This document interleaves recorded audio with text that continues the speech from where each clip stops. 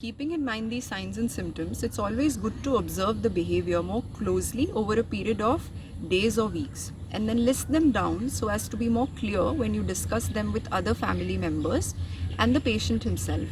Let the patient know how it affects you as a family member, how their actions of continuous use of substance can be detrimental to their health as well as other family members' mental health. Let them know that you're worried about them and that they need the kind of help that they do. It's also important to ensure your safety and your family members' safety around the person who's using the substance, because it may be possible that he or she may get violent. Share these observations with a mental health professional around you, a psychiatrist or a psychologist or even a mental health social worker.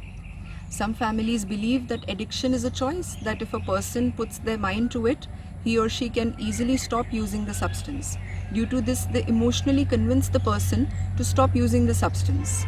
But it's important to understand that addiction is a chronic mental illness, which means that the person has now lost the ability, the brain has lost the ability to put a full stop to the substance use or to control their substance use.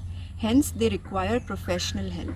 What they require is probably a de-addiction center or a rehabilitation center that can provide them with protected environment so as to put a full stop to their substance use initially. And then a lot of therapies, medication can help along the way.